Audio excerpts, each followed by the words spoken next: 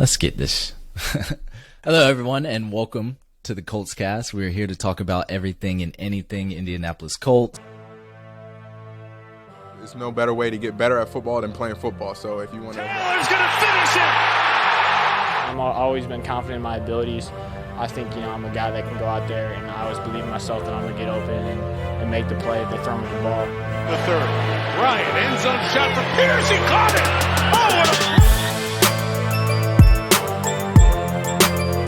My name is Eric Smith, co-host of the Colts cast. Alongside me, as always, I have co-host Jamal Lawrence here. Yo. Please be sure to follow us on social media. Twitter handle is at the Colts cast. Instagram is at Colts cast. We are up on YouTube now. Go ahead and search the Colts cast on there, and you'll find us on there. Please subscribe to us. It very, very greatly help us. Let's get right into the game. This has been the roller coaster.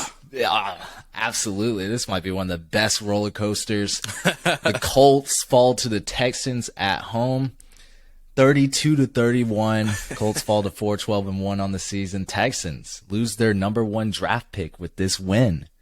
The Bears take the number one draft pick. This kind of shakes everything up too. We're going to get right into it. Jamal. Hey. Another fun game to watch. As always, I got to love my Colts for throwing on some entertainment. Where do you want to get started? The first thing I just want to say is if you'd have told me, hey Jamal, I guarantee you two of the worst offenses in the league are going to manage to find a way to put up 30-plus points, I would have laughed. And I know defense played a role in some of that, but just the point, I would have never projected the 63 points that were scored in this game to happen. So I think that's where I want to start off. I don't know. Insane amount of points. Yeah. That's crazy. It was crazy. It was too. I don't know. I can't explain a lot of things that happened in this game. I do know what was the over under at it for this game. I want to say it was like 41, yeah, or 40 and a half or something like that. It's a trap. I don't trust that. Yeah, no. Please gamble responsibly. Yeah, the offenses actually showed out. Had a lot of points, especially in the second half. But yeah, they were killing it. I guess let's start out with our offense. Okay. The Colts offense. I thought they started off really well, like they always do. The one opening drive, they're like, we're going to throw all of our eggs in one basket, all of our good plays. Something happens, but big run by Zach Moss to start the game. Strong 34-yard run that set us up for that beautiful throw to Michael Pittman Jr. in the end zone. Couldn't reel it in over his shoulder. Can we stop there for a second, please? Can we stop there? Let's talk about it. These are those things I'm talking about. When you wanted that wide receiver one money, that's a time where you got to make that catch. You know what I'm saying? If that's a Devontae Adams, which I shouldn't use him because he dropped that pass yesterday, so let me not use him. So it's not a good person to use. But if that's a Jamar Chase or someone like that, I mean, your hands touch it, you got to reel that thing in. It was high, but Pittman got both hands on the ball. We've seen this happen multiple times this season with him. In the Washington game where we lost the game, where he had two hands on the ball and still dropped it. This game, he had two hands on it and dropped it. These are the things that kind of scare me about That wasn't him. his only drop. No, you're right. It wasn't. There was two in the end zone. It's crazy, right? It's crazy. Let's talk about it. Let's start with Ellinger. Is Michael Pittman Jr. a wide receiver one going forward? Is he someone? For the Colts, yes, but not in the league. No. Oh, I can't say that with here a good with my conscience. Pittman Jr. jersey on, dude. Am I allowed to say no as well? Yeah, man. Yeah, you can. Go ahead. Man. So Michael Pittman only had 5 targets today, 3 catches, 30 yards. Not really a wide receiver one day, but Right. We were throwing a lot of check downs and stuff, short passes, normal things Colts do. Yeah, but the balls Michael Pittman he should have had at least 2 touchdowns today.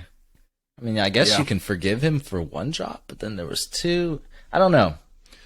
Usually I wouldn't say this for someone like, I don't know, Kiki Kuti Mo Alley Cox. Right. I don't expect them to put up tight end 1 numbers, wide receiver 1 numbers. But when you got this perceived wide receiver 1, this persona about you that you're our dominant wide receiver, I want you to reel in these catches. When the ball touches your hands and it's catchable, you got to make plays. Got to. That's what we need from a wide receiver 1. So I don't know. I can't sit here and say he should be wide receiver 1 moving forward. I did see some plays where we were using him in the run game. He also, that fumble between the exchange of Paris Campbell and Pittman, that wasn't great either. But also, why are we using him on these end arounds, these reverses? Michael Pittman doesn't have that speed. He's tough. He's very tough, but he doesn't have like that Paris Campbell type speed. But that's just my opinion. I'm not going to fault them for that, but definitely some bad drops today. Yep. Agreed with everything you just said. I mean, that stuff is inexcusable. It really is. Of course, we know that he's human. He's not going to go out there and make every catch. But if the ball is in position, I mean, that's what you're getting paid top dollar to do. You gotta, you get a paw on it. You gotta bring it in. It's just that simple.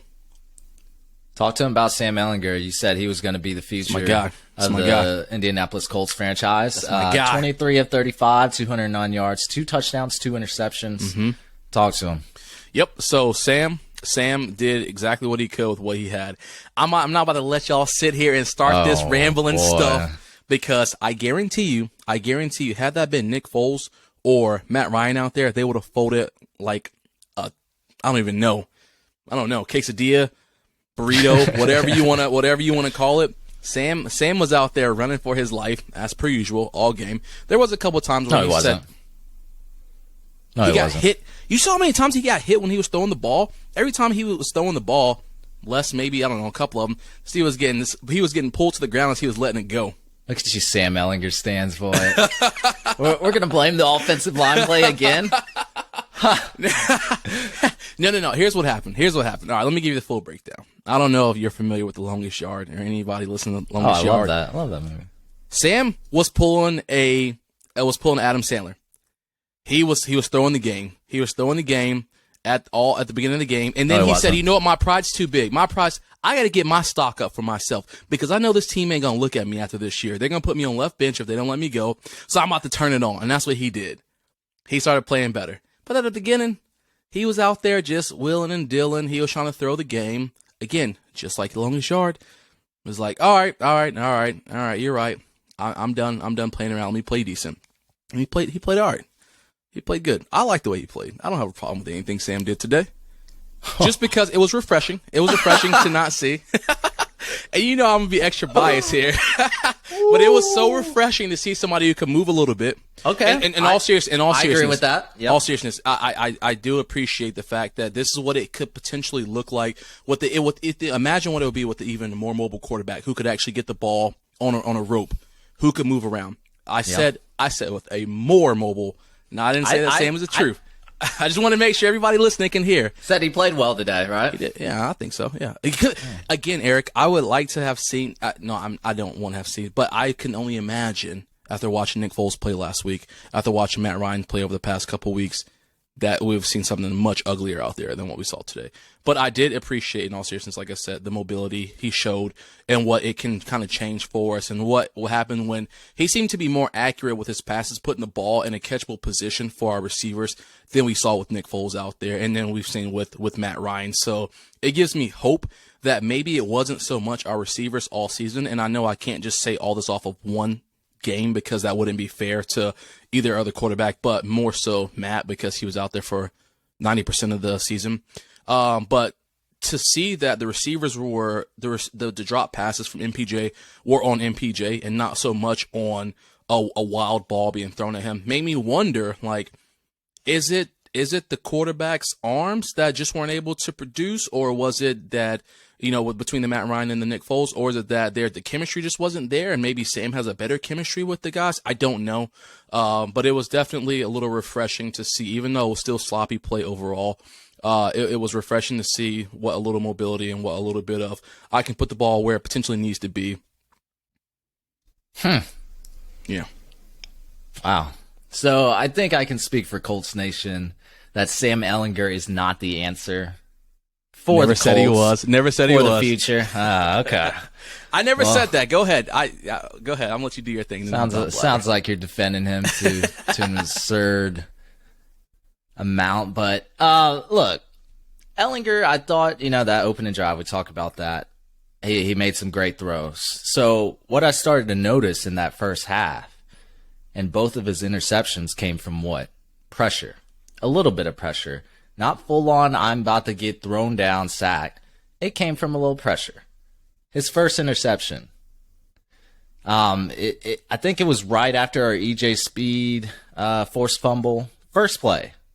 Throws a pick six when he got a little bit of pressure. Got him a little bit by the foot. He still has the ability to throw the ball away. He still has the ability to check it down. He still has the ability to do something with it except throw an interception. And he does somehow.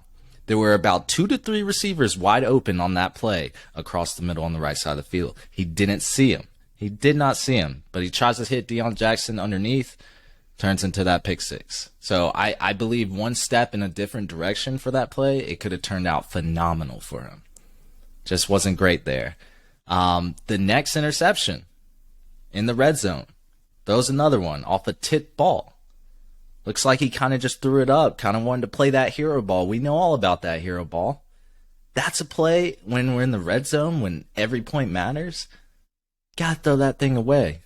You gotta, I think Deion Jackson was wide open for the check down right there. Didn't even look his way. You know what happened after that interception?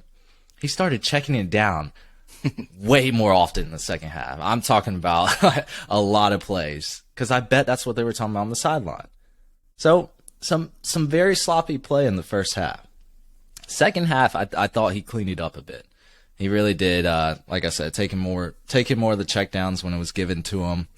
A lot of times the receivers weren't making a play on the ball, but overall cleaned it up until the 2-minute drill. When the Texans somehow, miraculously, and we'll talk about our defense because that was crazy, get that touchdown in the fourth quarter. And 30-31, then they get a 2-point conversion. Boom, we're down with 50 seconds left. Ehlinger and the offense steps back on the field. Just some bad passes, like Jelani Woods. He just completely misses him down the sideline. He missed his receiver on the last play of the game, I believe. Well, second to last play of the game, because we had that Hail Mary at the very end. But, wasn't sharp when we needed him to be. So definitely under pressure. There's some mistakes. Offensive line kind of sharpened up in the second half. But, look, maybe with some time, he gets better and he becomes a more formidable quarterback. But do we have that time, or are we going to take somebody with a higher potential? Are we going to draft a quarterback and not look to Sam Ehlinger? Please answer me that. All right, so to work backwards, work our way in. Yes, we're right. The Colts don't want to devote the time to him because if they wanted to, they would have done it this entire season when it's been a shit show all season long. They chose to ignore the problem.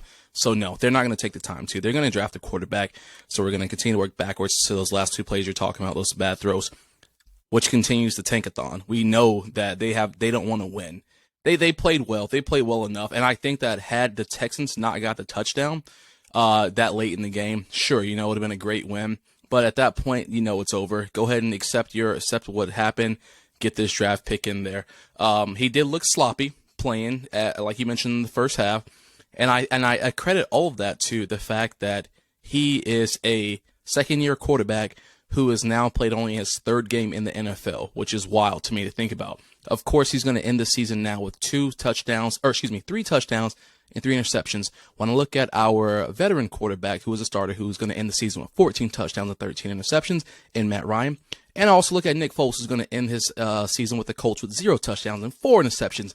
Both have been to the Super Bowl. Both are, quote, air quote, quality veteran quarterbacks, end quote.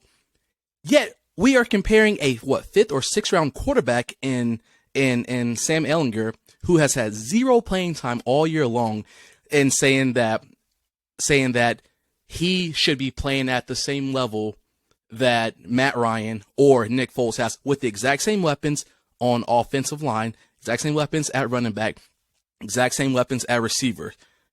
And how could you expect that when these two guys are veterans who all year long, we said veterans who played in Super Bowls, who've been in the playoffs, had all these great runs. He's putting up the exact same stats as they are. So I think that he's played just fine, all that. I don't think he's the future of the Colts team. I've said that 110,000 times. I said the Colts are smart. They will let him play just to build his draft stock. Or it's not his draft stock, but to build his stock up. So if they want to get rid of him, you got a little bit of something to do. The Colts continued to shit on him all year long, and it showed. And they put him in the last game of the season where it didn't even matter. And all fans would expect it to be something magnificent, something to see, some exciting show, which the game itself was exciting, but you're 100% right. His play, especially in the first half, was terrible. That pick six was horrendous, and he did do a much better job of checking the ball down. But I just have to wonder, again, had he had more than 3 out of the 17 games played this season to get out there on the field and do something, could we be talking about a different story right now with him? Not saying that he's a starter, but what are the future goals for the team and him? I mean, we have Matt Ryan, who will probably get rid of at the end of this year, I would think, if we get a quarterback. Maybe not, but I don't know how we're not going to keep 4 quarterbacks on. So we're either going to get rid of Matt Ryan. If we draft a quarterback, we're either going to get rid of Matt Ryan, get rid of Nick Foles, or get rid of Sam. So you're going to keep a Nick Foles, potentially, who hasn't done shit for us this entire year, except for stink it up. Foles is probably gone after this season. Yeah, okay. So we'd be looking to keep Matt Ryan to be a potential Matt Ryan starter. Should be gone after this season. I agree, he should be, but you're gonna want are they gonna want to bring, if they keep a Sam? Are you gonna want to bring in a potential C.J. Stroud or Will Levis and have them to learn from nobody? You know what I mean? Like, I don't know what vet quarterback there would be to pick up to have them learn from, because like you mentioned, and I fully agree that I don't think that any of these quarterbacks could jump in immediately and create a big change of, events for this organization with what we have going on. I definitely think they all need to have some kind of vet experience in there to learn. Don't know if that should be for 2, 3, 4, 7, 10 weeks, but I do think that it's a situation where if we're going to get rid of a Matt Ryan who's a vet, get rid of a Nick Foles who's a vet, then they have to rely on Sam. I don't know. And I mean, I know obviously something could happen in the offseason, but I just look at everything we've had, and that was a lot to ask of a second-year, 5th or 6th round player who's had just no help the entire time to get thrown to the wolves and expect greatness. I don't think anyone was expecting greatness. Good, then. How about good? I guess you were comparing him a lot to Matt Ryan, Nick Foles. So yeah, Sam Ehlinger, compared to them, he played better. Does he play to the potential we want him to play at for the future? I don't think so. I don't think there's enough that Sam Ehlinger has. He doesn't have the tools that we need for our franchise to succeed. Like, can you see Sam Ehlinger holding up a Super Bowl trophy one day? Just like, boom. Like, you can't see it. I think it's hard to say because he's only had 3 times to try. I think it's hard to say. Could you tell me that Brock Purdy, if you just said Brock Purdy at the beginning of the season was going to have a chance to hold up a Super Bowl trophy? That's different. No, how is it different though? He's a third string quarterback as well. The 49ers are one of the most QB proof teams that you can insert whoever back there, and they will and can succeed because they have a phenomenal defense. They have phenomenal weapons. Brandon Ayuk his route running's crazy. They have Christian McCaffrey now. They have Deebo Samuel, who's one of the best run after yards after catch guy. Like, come on, bro. So let me back up then. So did you say? Sorry, I want to make sure I heard you correct. Shanahan, like we gotta. That's fine. But did you? I want to make sure I heard you correct. Did you say that? Do we see him hoisting a trophy with basically just what the Colts have, or just in general? I'm just saying, because if you're going to see Sam Ehlinger holding up a Super Bowl trophy, kissing it and everything, in the Colts uniform ever? With what we have right now, no, not with what we have right now. You got to have a quarterback. But usually, like most Super Bowls are won by, you got to have like a top 10 quarterback. All right, so can I stop you for 1 second though? So if we were to insert Sam into the 49ers organization, you tell me that you could see it then? It's more possible than the situation he's in now. He's in an impossible situation with Jeff Saturday. Yeah, well, that's what I'm saying. I agree that not with the Colts. No not OC. with the Colts. Yeah, not with the Colts. I don't think he would ever have a shot. I mean, yeah, okay. That's fine. If we want to insert him on the 49, that's not the point. Sam Ehlinger, I don't believe just like can't be. I don't think he has the potential to be a top 10 quarterback in the league. Yeah, the 49ers, he has, if he was on that team, he has a way better chance. But that's not the scenario I'm talking about. I'm just saying with the Colts, could you ever see him in the future just holding it up? Not with the Colts. No, not with the Colts. Yeah, like, I mean, there's just quarterbacks in this league. Like, you ever see Davis Mills holding up a super? Like, you have to have a top 10 quarterback, in my opinion. But anyway, let's move on. We spent a lot of time on Sam Ehlinger. I thought Zach Moss looked really good today. I mean, he's averaging 6.3 yards per carry. Had 114 yards on 18 carries. Some impressive running by him today. He looked like he was playing for a contract. He was bruising through. And I know the Texans are one of the worst tackling teams in the league, but he was absolutely bulldozing them as far as broken tackles. I really liked how he ran today. That's always been the Colts persona. Hey, we're a run first team. We're gonna run to set up the pass. We're gonna have a great O-line. Because with run blocking and pass blocking, etc., we're gonna use our running backs to make our offense great. That's what I saw today. I mean, the Colts did put up 31 points, and I don't think it would have been possible without Zach Moss getting those needed yards on the ground. Yeah, he looked fantastic today. Every time he touched the ball, I was just like, dang. Not every time, obviously, but you know what I mean. He looked really good overall. I definitely enjoyed watching him run. And speaking of, earning a contract, I don't want to sidestep, talking about Zach because I think he had a great game, but I want to talk about Paris Campbell after this as well, speaking of contracts. But I really did enjoy watching what Moss could do out there. It looked good. It was refreshing, especially because I was still a little sitting sideways after I saw Naheem, run that opening touchdown, kickoff back for the Bills, and then he did another one. Yeah. 2 of them. So in my head, I'm like, man, here we go. But Zach looked good today, so it made me feel good about everything that transpired. Obviously, I know it doesn't matter, but it was refreshing. That's shout out to the offensive line too, because I saw a lot of running lanes, a lot of holes opened up. It looked, again, it was the Houston Texans, but I don't care. There were holes. Yep. There were lanes for Zach Moss to run, and he capitalized on all of those runs. Definitely. So let's swing over to Paris Campbell. So Paris Campbell, he's been with us for 3 years now, I believe it is. Next year now he's officially an unrestricted free agent.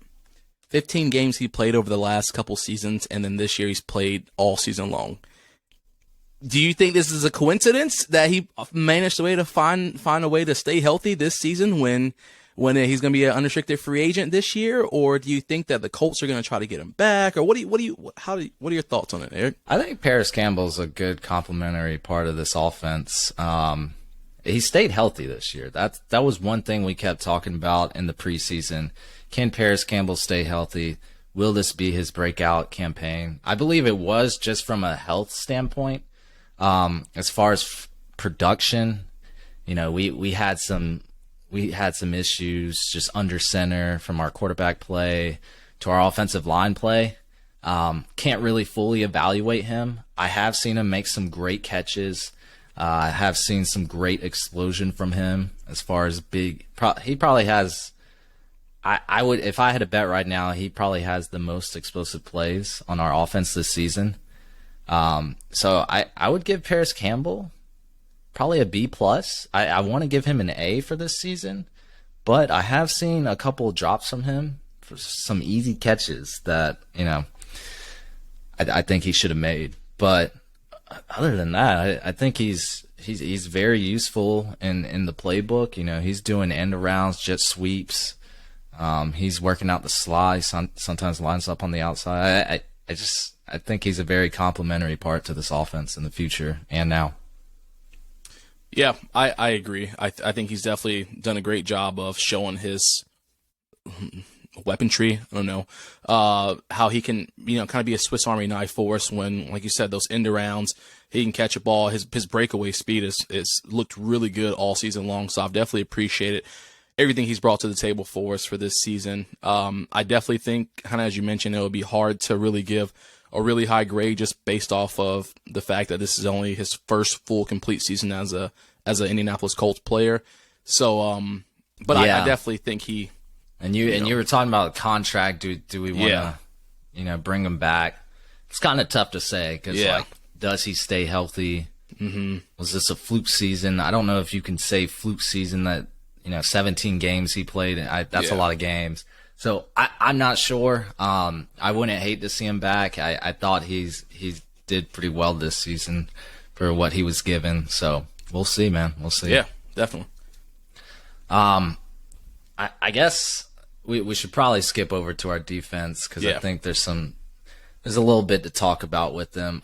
Davis Mills on his opening drive and this offense, they were obliterating us. I'm pretty sure it was a 75-yard drive.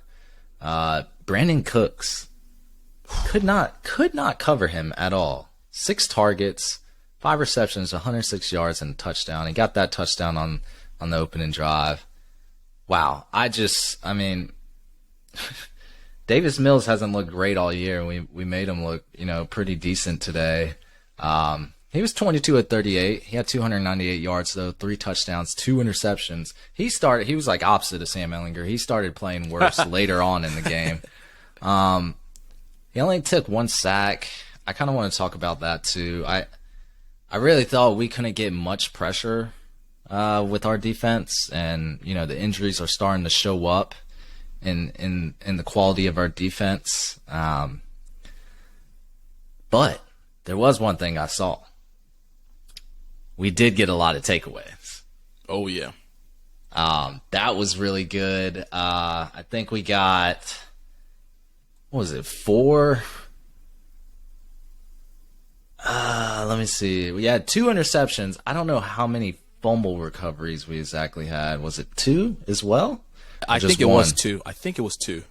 Yeah, because, it might have been. No. We only had. It was 1. It was 1. 1. Yep. Sorry. Texans turned over 3 times, so did the Colts. So the takeaway department I thought was pretty good. Rodney McLeod and Rodney Thomas both got interceptions. Our linebacker depth, it looks really strong, man, even without Shaquille Leonard. EJ Speed had one of the best games he's probably ever had this season. Looking really good in that department. He was getting bat downs. He was getting great tackles, things like that. Julian Blackman looked pretty good out there. Zaire Franklin as well. Yeah, I want to give a shout out. Oh, go ahead. I think you were about to say. I was going to say. Go ahead. Oh, I wanted to give a shout out to DeForest Buckner. Oh, okay. He was looking like a menace today. But go ahead about Zaire because I know what you're about to say. Yeah, my man broke the Colts single-season record today, He man. did. He was out there grinding. When he went down, I was like, oh, man, I hope he's not down for good because, for one, obviously I don't want him to be injured. And two, he deserved to get that tackle to get to 164. He's balled out for us all season long. So he deserved every bit of it. Yeah, and he got right back in there. I know he wanted that. It meant a lot to him. But after that, then you look at the box score. You're like, wow, the Texans put up 32 points on this defense. What exactly happened? And I can't really tell you much except our defense didn't look in it, all the way at times. Jordan Atkins, I thought, was eating us up on a lot, especially that fourth quarter drive, where I really thought we had him. We had them on, I think, two 4th and longs. But that one where it was 4th and 20, and Davis Mills throws it up, goes right through Rodney Thomas's hands. Through. All he had to do was bat it down. Why are you trying to get another interception? And Jordan Atkins gets a touchdown. What is that, Jamal? Selfishness. I guess, because you know what? I guess it's not that bad. We're staying at number 5 for now until Arizona and Seattle's games are over. I guess I can't be too mad. I don't know how it would have felt if we won that game and we dropped a few spots, but I did kind of want the Colts to win when this game first started. My feelings kind of changed after all that shaky play. Yeah. And big mistakes. But yeah, the defense giving up that many points to the Texans, it's not great. There were some big plays, but overall, I mean, they were kind of having their way for a lot of those drives. And the Colts are winless against the Houston Texans this season. That's unbelievable. Pathetic. The worst team in the AFC South. Gotta be, right? Gotta be, yeah. It's gotta be. Yeah. I mean, we just watch in the AFC South. I mean, obviously we know exactly what the AFC South is, but we watched us kind of lead it for a few minutes. Then we watched the Titans come in and run the table for majority of the season, and all of a sudden the 3-7 Jaguars turning around now 9-8, and they stole it.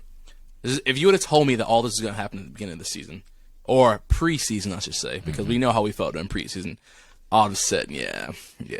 All right, you can walk away from me. I thought the Jacksonville Jaguars were a little dark horse contender to kind of make some noise, but no. If I had to put my money down on them preseason, no. I would have said no. Doug Peterson just got there. They had a fiasco of a season last year. You don't see those turnaround seasons like that too often. Yeah, no. And you know what? It is what it is. Now the season's officially over. A lot of homework for the organization to do. Special teams need some homework too. Yeah. I think go ahead. They was playing like cheeks. Yeah. we were just giving props to Dallas Flowers on the other episode. He had a nightmare game today. He was returning it on about half his average yards per return. He had that fumble lost. It just wasn't great. Man, that was so crazy because it was one of our players who knocked it out. I was like, oh, they really throwing this game. He ran in there like a Samoan, just smacked it up straight out of his hand. Yeah, and then Kiki QT also had a fumble, but it was recovered by Darryl Baker.